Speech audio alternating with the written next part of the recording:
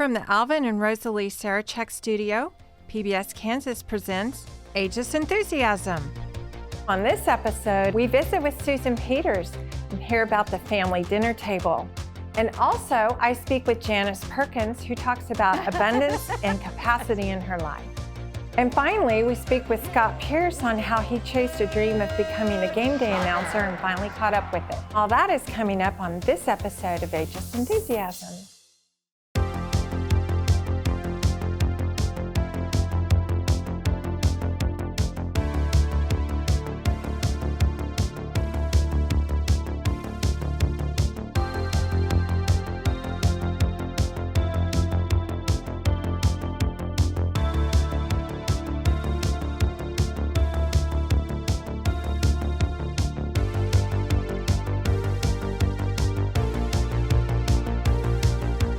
Welcome to Ageless Enthusiasm. I'm the host, Mindy East, and tonight our guest is Susan Peters of the Family Dinner Table.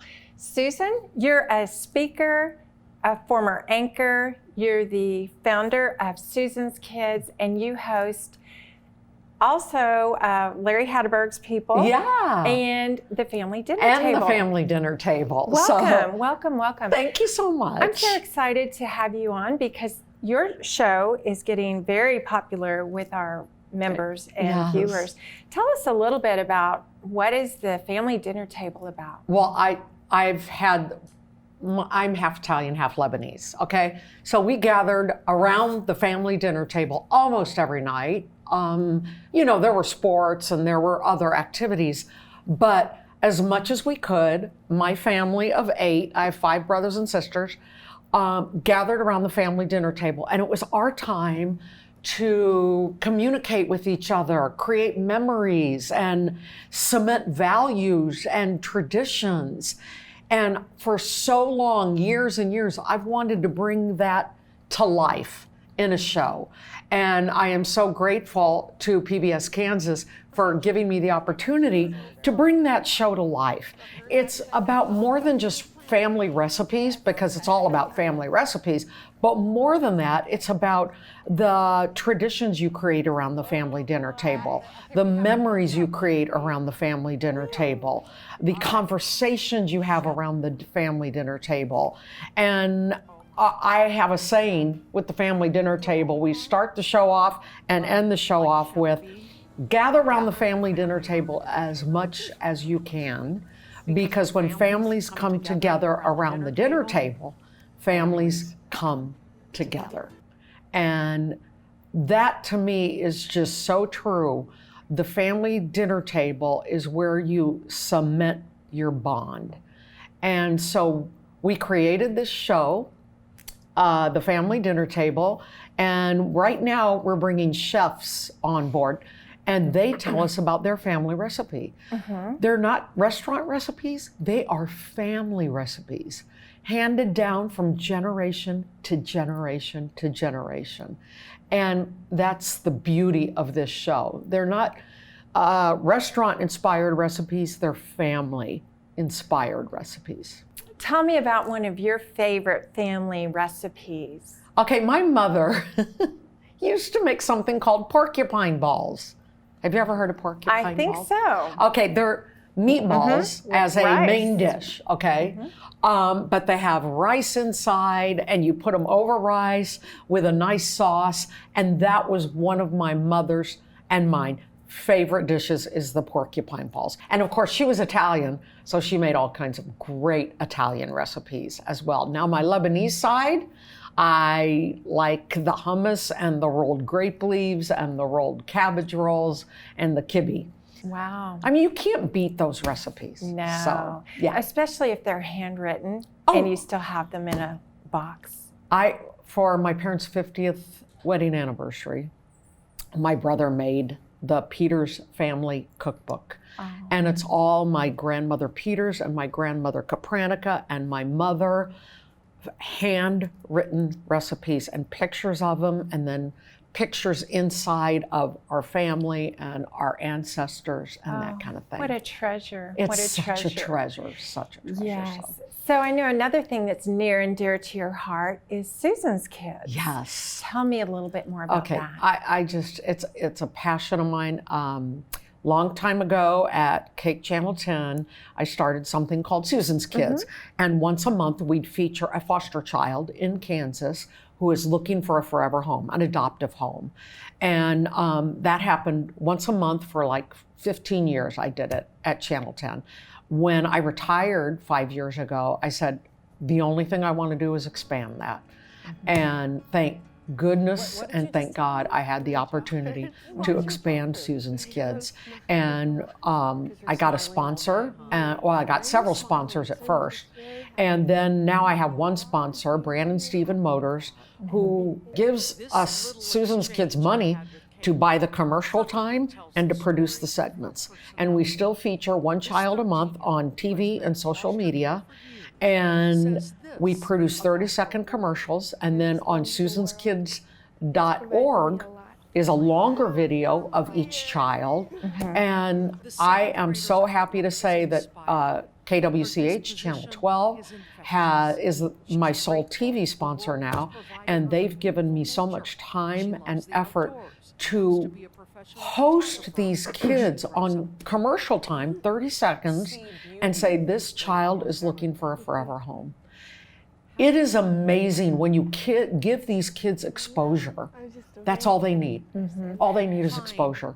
And you've been wildly successful with the percentages of 40% of these kids get adopted after we put them on TV and social media, which is an amazing statistic because national. These are the hard to, I don't want to say hard to adopt, but these are the ones that are most likely to not be adopted. That's the ones they give me. Okay. And so we put these kids on TV and 40% of them get adopted. Wow. And they're the 12-year-olds, the 13-year-olds, the 15-year-olds, the sibling groups. And so we're very, very happy about that percentage. Because the national average is way lower than that. 3%. My goodness. The state of Kansas average, because they have an adoptkskids.org is the state of Kansas's website. Their average is 3%. But that just tells you these kids, once you give them exposure, they get adopted. That's all they need. They just need exposure. Wow. And so, well, you saw a problem and you found a solution. Found a solution. And so that's so fulfilling. It's great. Oh, that's wonderful. And now we're going to continue our conversation with Janice Perkins. Janice, welcome.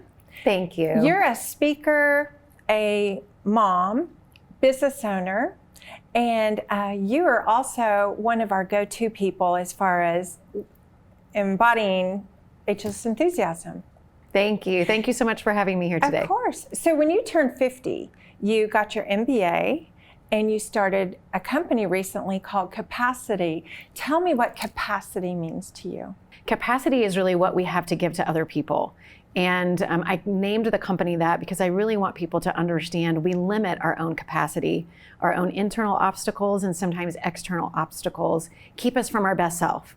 So instead of thinking about doing less with more, I actually want people to think about doing more with less so that I have more to give because I have actually reserves intact. Well, I know as a busy mom of teenagers, you also have aging parents that you help with. You've got a mom with Alzheimer's, and then you've got a dad that's also her main caregiver, but she's in assisted living. So you're balancing between the two, plus you've got a full-time job, you're running a company. What do you do to keep yourself motivated when you find yourself lacking? So one of the biggest things I learned in the past couple of years, I always hear the term balance, right? Work-life balance, and I think that's a myth. And trying to balance the sandwich of parenting parents and parenting teenagers and being self-employed is very difficult. And so what I even train my clients is about keeping things in tension, like the tension of a guitar string. When it's tuned to the right tension, it produces more harmony. And so instead of thinking I have to choose this or this, and I have to sacrifice something or balance something perfectly, it never feels perfectly a balance. So when I need encouraging for myself, I think about how something in my life needs to be in better tension so that it can produce more harmony for me in that moment. And I just have to be more adaptable and flexible, and that is really helpful. So if you could go back and give your younger self some advice or encouragement, what would that be? I would probably start with saying I should trust myself more, trust my gut, be me, not be who I think people want me to be or what the world tells me I should be, not apologize for how God made me, and to embrace my skills and talents and really step in fully to who I am. That's an excellent answer, because so often we do just rush through life and we look to someone else and try to emulate them. And I know that you've got some wonderful mentors in your life. What female, either past or present, would you like to emulate? I would say there are qualities from a variety of women. My mom always was incredibly generous. There were strangers at our table all the time.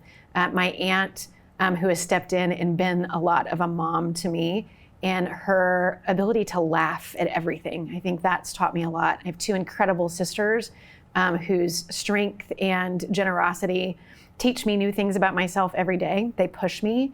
And I've been incredibly blessed to have a circle of women that have these gorgeous gifts that I get to learn from. You know, I also look at local rock star Helen Galloway, who's still working at 91. She is a firecracker. And if I could have even an ounce of her firecracker every day, I would love it. And energy.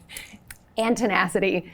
And there are just women like that who have really made a giant impact on me. There are big strangers off in the distance, but it's the people who touch me and my heart that have made the most impact on me. Give me a little example of the impact that some of these women had in your life. Absolutely. I'll tell you about my older sister, who we're barely 18 months apart, but she really formidably was like my second mom growing up. And she's one of the strongest women I know. And she works for the State Department and has traveled all over the world and always has the wise thing to say, the right thing to say when I ask her for her advice. When I think about needing to be strong, she's the person that I lean on and that I think of in moments when I think I can't. Oh, that's beautiful. I never had a sister, so I'm in awe of people that have a wonderful relationship with theirs. There's a trending term right now that says if you don't see a seat at the table, how would you finish that sentence for me? At different points in my career, I'd finished it differently. Give me an example. Earlier in my career, I would say build your own table, which in essence I kind of still did recently, and starting my MBA so late and starting my own business. But there are other ways to think about the table. I think building your own table means that you don't have to think about the classic seat at the table the way we used to as women. There's no reason I can't restructure the concept and then invite more people to the table. I have a spirit of abundance mentality, so there's always enough room. But I also think we don't have to think about needing to be at the table. How about sitting at the bar and be in style in the middle of the floor? Like, make it work and make it happen for you where you need to. It doesn't have to be so traditional, and it doesn't have to be so formal. I think if we think about the world in more abundance, then we don't have to think about having our own chair that way. Right. And I've heard if you don't see a seat at the table, you could be on the menu. That's funny. And now I'd like to bring Scot Pierce into our conversation. Hi, Scot. Hello. Glad to have you today. You're a speaker and a game day announcer and an all-around funny guy. Yes, I am dumb enough to believe that I can do anything and smart enough to try it once. And so I just try to put it all into the mix to keep up with all of it. Tell me where that philosophy has served you well in life. So, you know, I am always about sort of improving the theme, and I've just lived nearly my entire life feeling dumb enough that I can do anything. And I think there's something to be said with at least trying. You never know what your capability is unless you just give it the old Gipper try. I have failed at some things, no doubt. And there are times you just have to redirect and go another direction. But I found in most of my exploits that I could do the things that I set out to do. I remember going all the way back to when I was in college. I decided to take an applied guitar class because I thought at the time I was a new dad.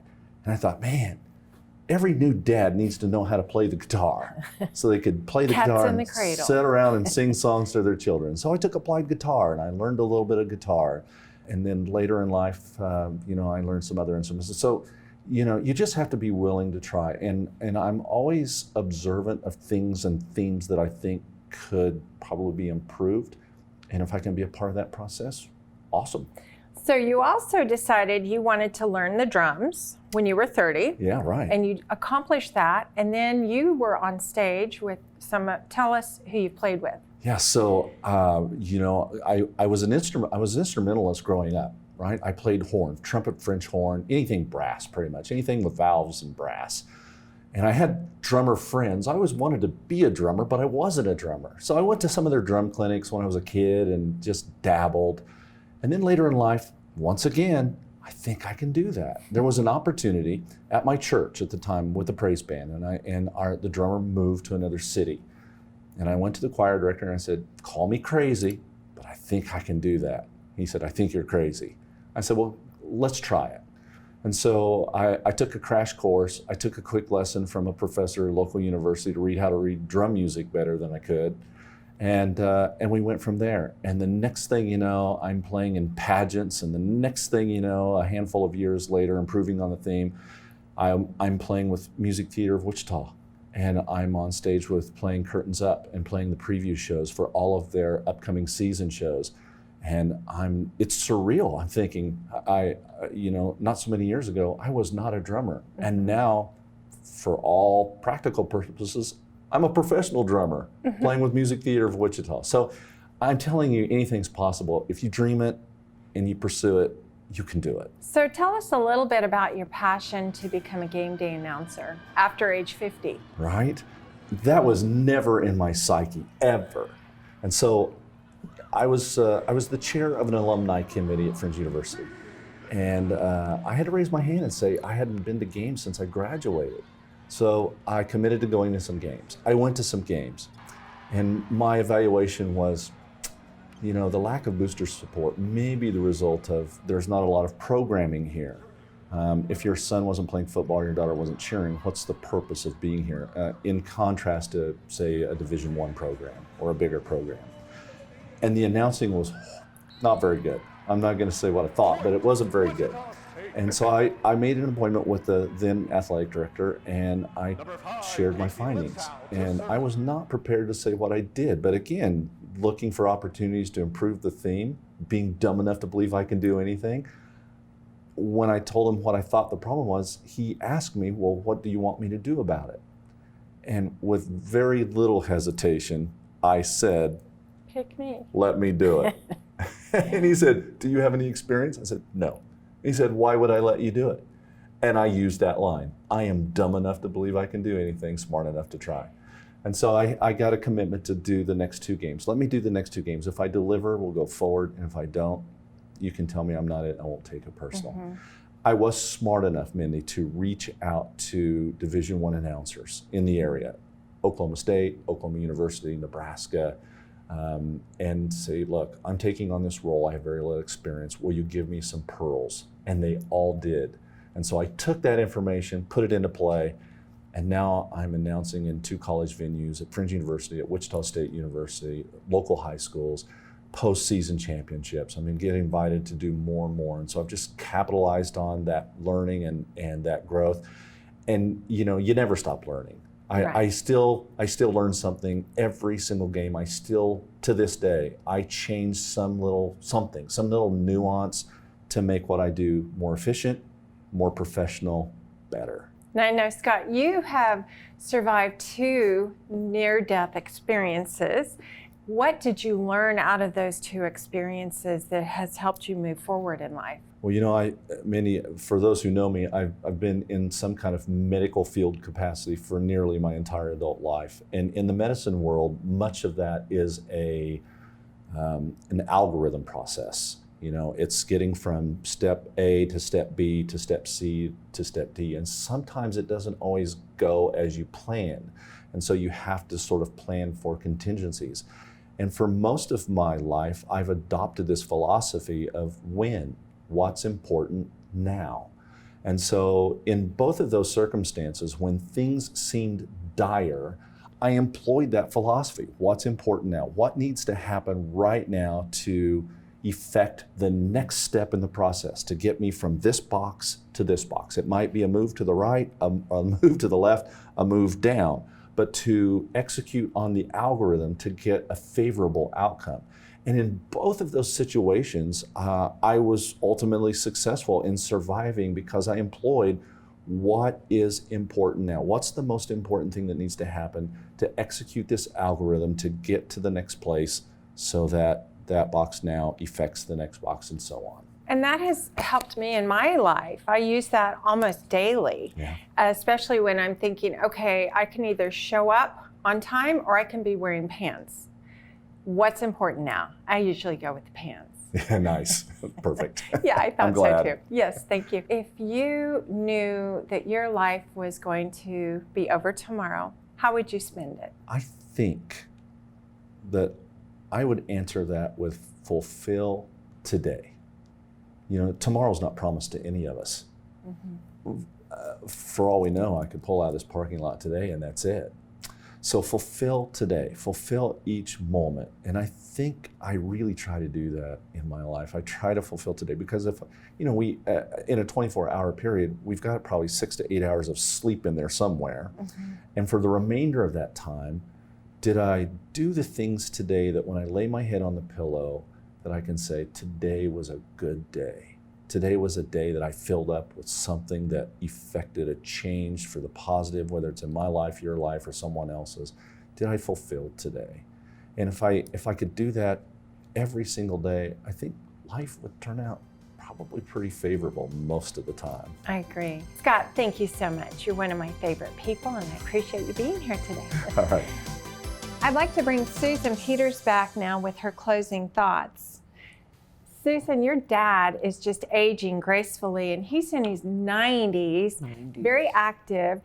Tell me how he is being an example for you to follow. It's humble. He's 92, acts like he's 62. It's incredible. My father at age 92 is a composer. He used to be in a big band that traveled all around the Midwest when he was young, obviously in his 20s. So he played the saxophone in the big band, but he's always composed music as well. Of course, that was put off when he had a family and had to make money and blah, blah, blah. In the last 2 years, he composes song after song after song, beautiful songs, religious songs and secular songs about love and his marriage to my mother of 65 years, and just beautiful songs. He's an author. He has written a book On leadership. And 67 things, conversations you should have with yourself that will change your life. Wow. That's the title of the book. And he's also in the middle of writing a podcast. So he's 92 and not slowing down. He challenges me to make the most of my retirement, and like you do, and you're not necessarily retired, neither of us are retired, but you know what I mean, of our older years. And he's an amazing example of how you produce, and not only produce, but this is it, give in your retirement years. That's the key. That's what makes us feel good and us be productive, is that we can give. Elderly people have so much to give in their later years. And if we just sit and listen to them and talk to them and know that they are the experienced ones, they're the ones that have so much to give. We can learn so much from them. Oh, absolutely. You know, the older we get, the more wise and wonderful we become. There's a saying that says, if you don't see a seat at the table, I'll let you finish that sentence. Okay, I'm gonna say, put a lasagna in the oven and bring the lasagna along with an extra plate to the table and say, here you go, guys. Here is my contribution to this table. I love Always make a contribution to the table and you will have a seat. Oh, that's a beautiful sentiment. And food brings us all together, Food brings us together. Well, Susan, thank you so much for your time today. Thank you, As Mindy, always, for it's a pleasure having to me. have you. Thank you. And thank you for watching this edition of Ageless Enthusiasm. I'm Mindy East, your host. We'll see you next time.